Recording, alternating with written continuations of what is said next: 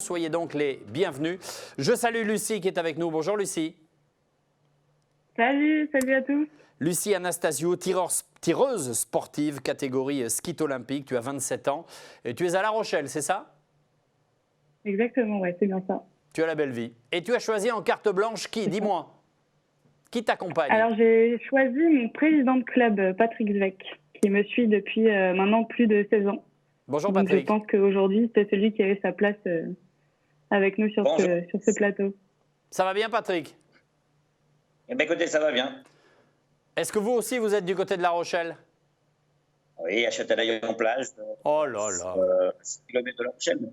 Très bien. Est-ce que vous avez vu la mer aujourd'hui? On a vu la mer. Ça commence à s'énerver. Vous en avez de la chance. Attention. Lucie, tu as un palmarès déjà exceptionnel et c'est loin d'être terminé. Tu es vice-championne du monde junior en 2011, championne d'Europe 2017, vice-championne d'Europe 2018, championne d'Europe par équipe mixte en 2018, 10 fois championne de France. Tu pratiques le ball trap, plus précisément le ski olympique. Je voudrais que tu nous précises exactement ce que c'est le ski olympique.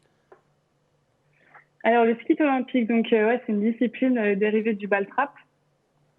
Donc en fait, on a deux cabanes de tir, une haute qui est appelée le pool, une un peu plus petite, le marc. Et en fait, on va avoir 8 postes de tir qui vont être en arc de cercle, juste à l'opposé justement de ces deux cabanes. Et donc, on va tirer sur des plateaux en argile, des petits disques en argile. Que jette qui? Qui jette les plateaux? C'est quoi? C'est une machine? Ouais, c'est une machine qui jette les plateaux? En fait, exactement, oui. C'est des cabanes de lancement. À l'intérieur, il y a des machines qui nous expulsent les plateaux à plus de 60 km/h à peu près. Wow. Donc, ces deux cabanes ont à peu près 40 mètres de distance l'une de l'autre. Donc, c'est une discipline qui demande quand même pas mal de rapidité.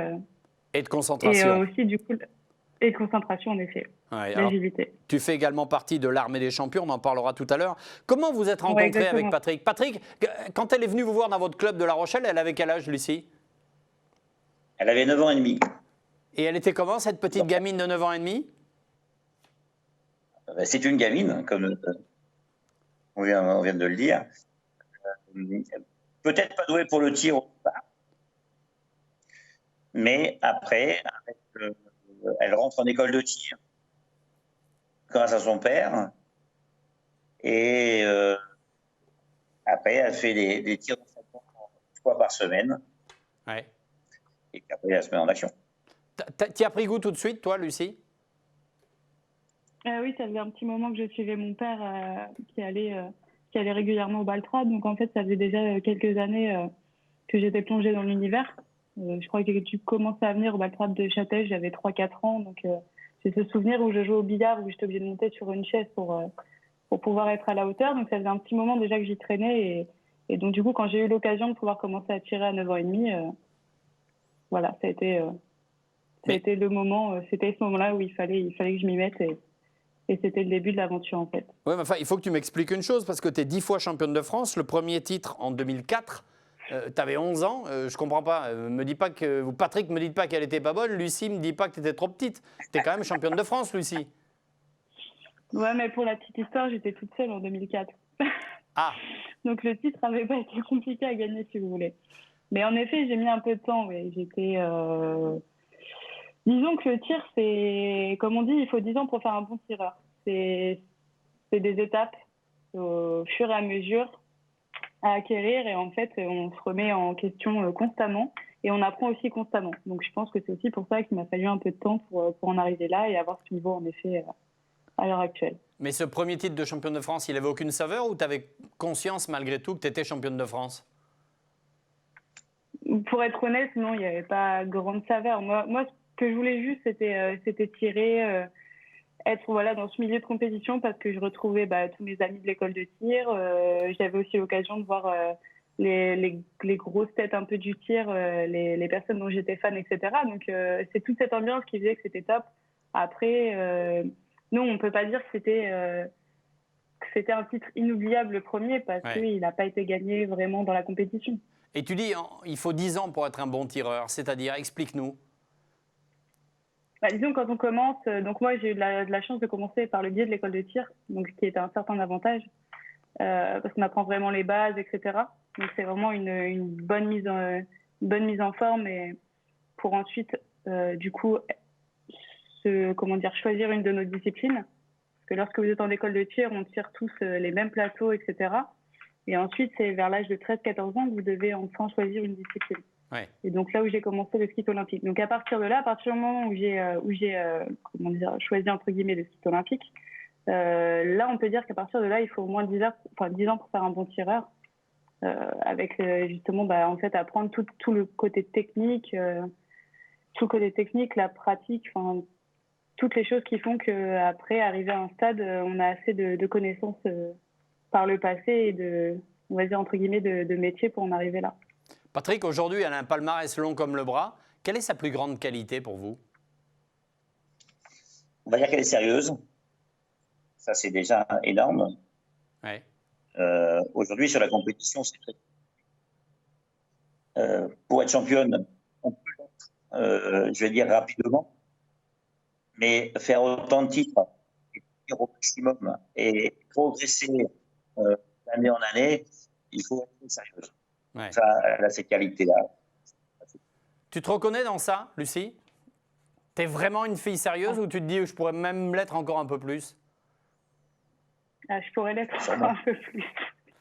C'est-à-dire? Je suis une fille sérieuse, oui. En fait, je suis déterminée.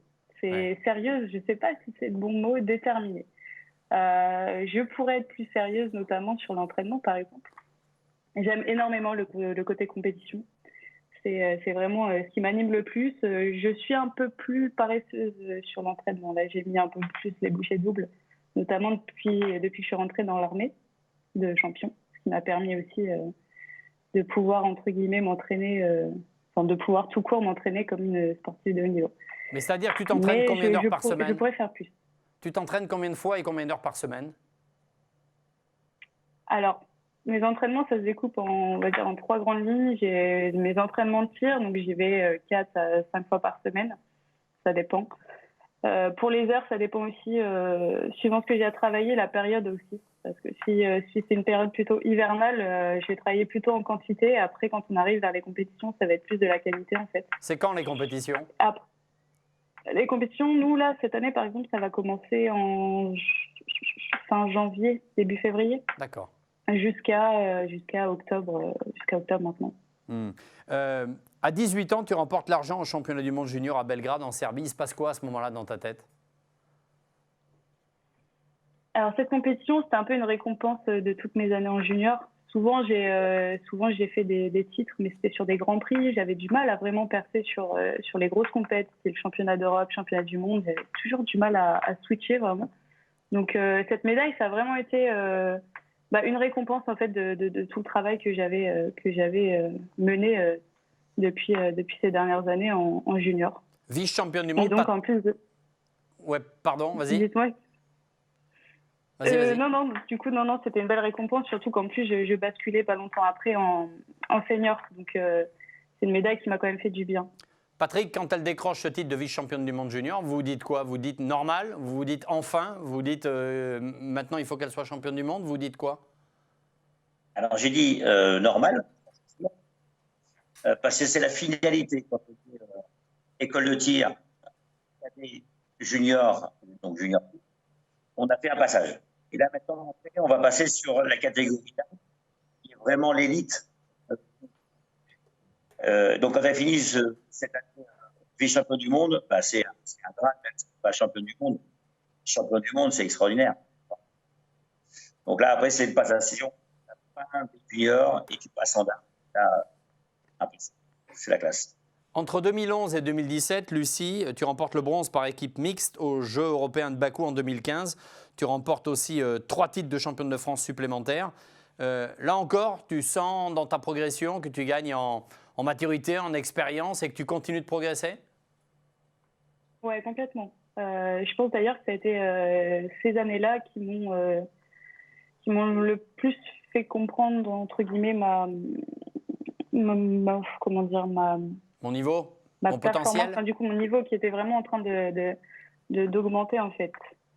Donc, c'est vraiment ces années-là qui ont fait partie du truc où j'ai vraiment switché. Et là, je me suis dit, bon, OK, tu peux vraiment devenir la sportive de haut niveau que tu veux être. Et, non, du moins, j'étais sur la bonne lancée. Donc en 2018, quand tu es vice-championne d'Europe individuelle et championne d'Europe par équipe mixte avec Anthony Terras, tu n'es pas surprise quelque part. C'est ce que tu voulais, c'est ce que tu allais chercher. Ouais, j'avais beaucoup moins de doutes qu'à l'époque. J'avais déjà fait quelques médailles. Des personnes avaient confiance en moi et me soutenaient. Il y a des sponsors qui sont forcément arrivés après certaines médailles, donc c'est pareil. En fait, tout ça, ça te pousse aussi à voir les choses d'une façon différente et du coup, c'était pas une surprise parce que je voulais y arriver. Donc pour moi, non, c'était pas vraiment une surprise. C'était même, il fallait que je le fasse. À Minsk, aux Jeux européens, tu remportes l'argent en 2019. Qui est-ce qui gagne l'or devant toi?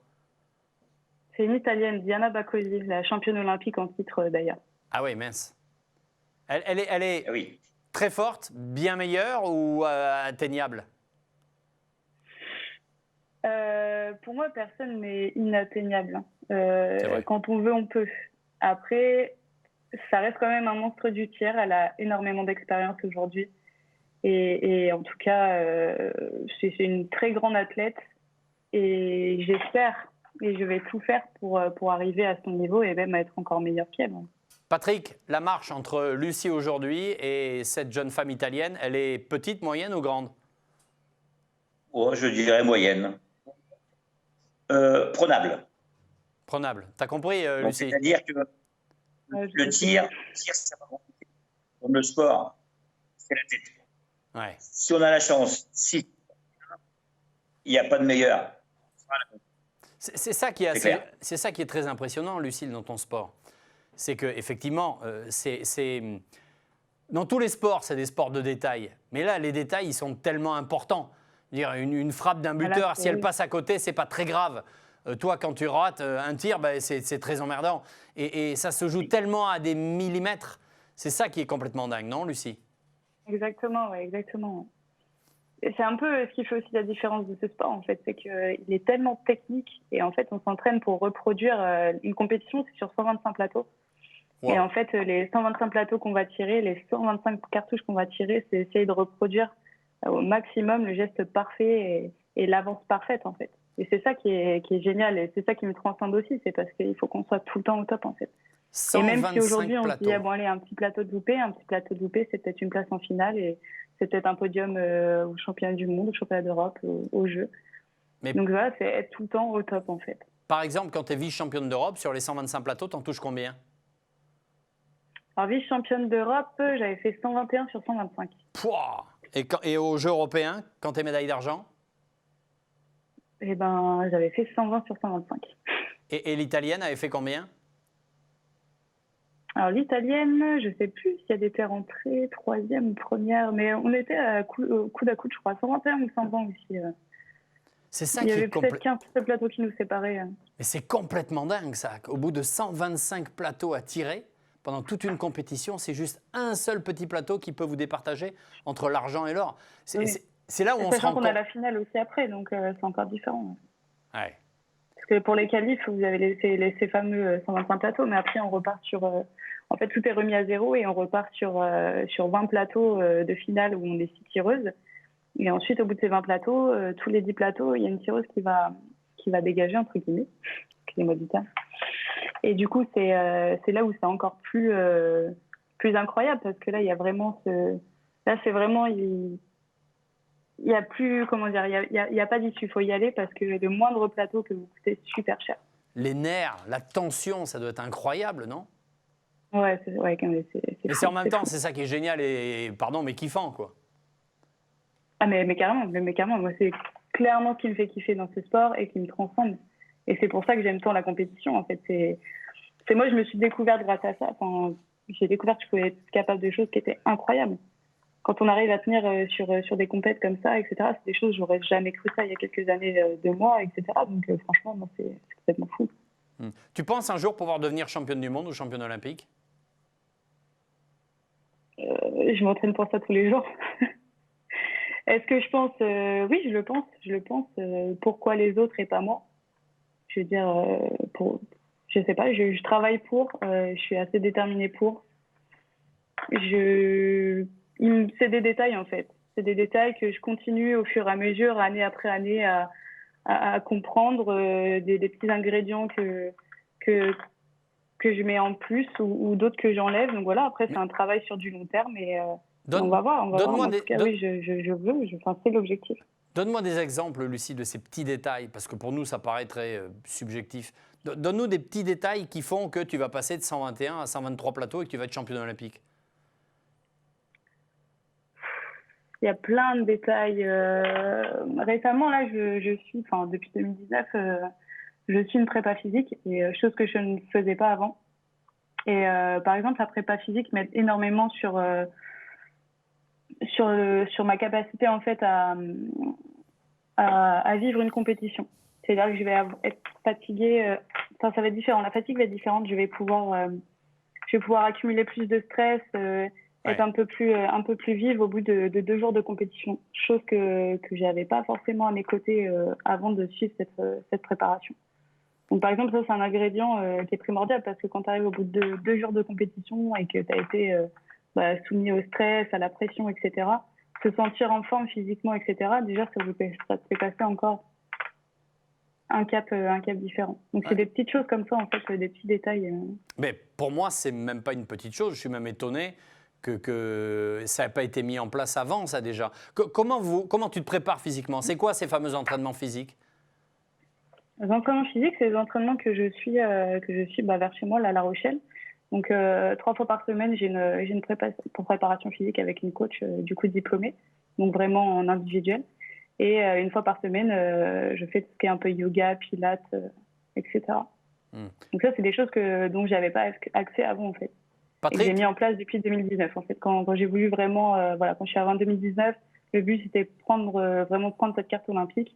Et une fois que cette carte était prise, après c'est être au top pour les Jeux.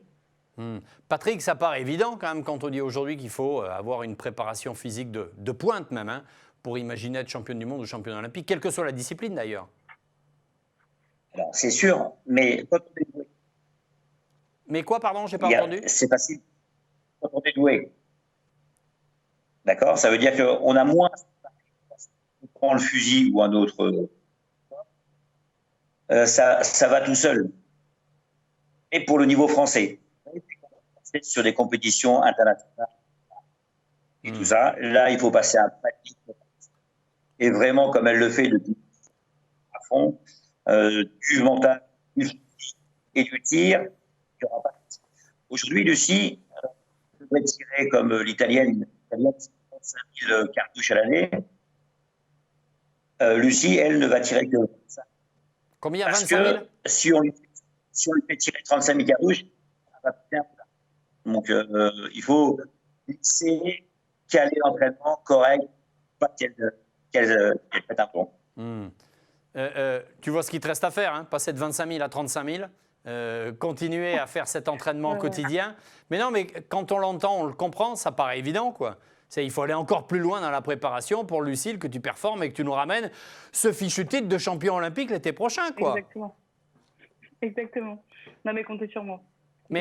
Mais du coup, cette année supplémentaire avec Tokyo qui était décalée d'1 an, passant de 2020 à 2021, c'est une chance pour toi. Ça veut dire que tu vas encore pouvoir mieux te préparer, sachant que tu ne cesses de t'améliorer dans ta préparation.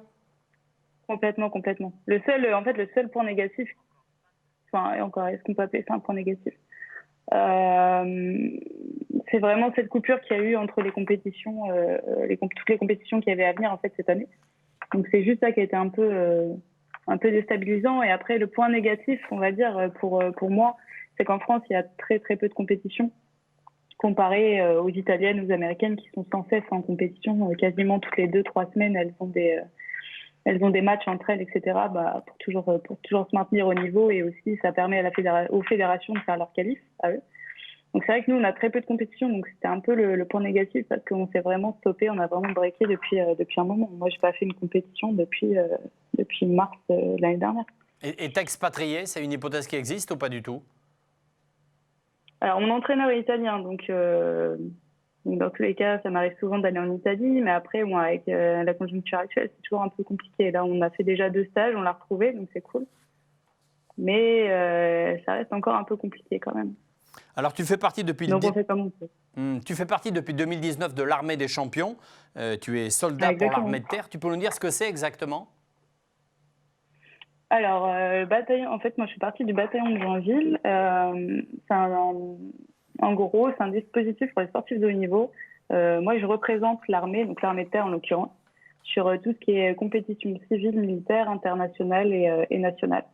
Donc, en fait, c'est mon employeur. Et donc, grâce à eux, je peux vivre de ma passion, donc c'est-à-dire partir à l'entraînement et en compétition sereinement. Ça veut Et dire c'est que... aussi, ça a été justement un des ingrédients qui a fait que j'ai pu switcher aussi ces dernières années et je pense augmenter aussi de niveau parce que du coup, tu es beaucoup plus serein, en tout cas quand tu pars en compétition. Et tu sais que voilà, tu sais ce que tu as à faire, tu travailles pour et voilà. Tu as bien sûr. toutes les cartes en main, on va dire. Ouais, tu es une vraie pro aujourd'hui. Ouais, voilà, c'est ça, ouais. Exactement. Alors, Lucie, Patrick, j'ai un petit quiz à vous soumettre. Attention les amis. 5 questions. Question où vous connaissez la réponse ou rapidité. Bref, je vous conseille de répondre très vite quoi qu'il arrive. 5 questions sur le tir aux Jeux Olympiques. En quelle année le tir féminin a fait son entrée aux JO? 2015. Comment, Patrick, vous avez dit quoi? 96. 2004. 2004, vous avez dit, Patrick? Trop bien. 96, non? Ouais, ben rien du tout. Allez, c'était 84 à Los Angeles. Ah, mince. Enfin, Patrick, moi je peux bien croire que Lucie n'était pas née, mais enfin vous. Alors, comme elle est la plus proche de la bonne date, on va filer le point à Lucie quand même. 1-0. Combien de médailles compte la France aux Jeux Olympiques? 3. 3? Non, 4. En plateau? Ouais. Non, en tout, hein. Tout confondu, hein. Toutes les disciplines? Ouais. Ça doit être énorme. Ben oui, il y en a beaucoup. Oui. Ouais, Patrick, vous avez le droit de changer du coup. Alors, sur le backtrap, c'est Ouais, sûr oui, de y en avoir. 150? Et Donc combien, Patrick? allez, 15. 15? 98. Non, Lucie. 50? Eh bien, c'est 33. Donc on va dire que c'est une mauvaise réponse pour tout le monde. 33 médailles. 33. Qui est la championne olympique en titre en skeet? Diana Bacozzi. Diana Bacozzi, la fameuse italienne, c'était à Rio. 2-0 pour Lucie. Question. Lors des premiers Jeux olympiques en 1896, quel pays remporte le plus de médailles en tir? 1896. Allez, Les Anglais? l'Italie. Vous avez dit quoi, Patrick? L'Italie. C'était la Grèce, avec 9 médailles, 0 pointé. Dernière question, quoi qu'il arrive, Lucille va s'imposer. Qui sont les 2 dernières Françaises médaillées aux Jeux Olympiques? Alors, Delphine Racinet. Ouais, en trappe. Et au pistolet? Céline Gauberville. Eh bien voilà, 3-0, ça s'appelle une raclée. Merci Patrick d'être venu. Non seulement votre Wi-Fi n'est pas bon, mais en plus vous êtes mauvais. Bravo, merci encore. Mais merci d'avoir découvert et d'avoir fait briller cette pépite française qu'est Lucie. Merci Patrick, merci infiniment. On t'embrasse Lucie et puis on suivra bien évidemment Tokyo et tout ce qui va arriver avant. Merci à toi.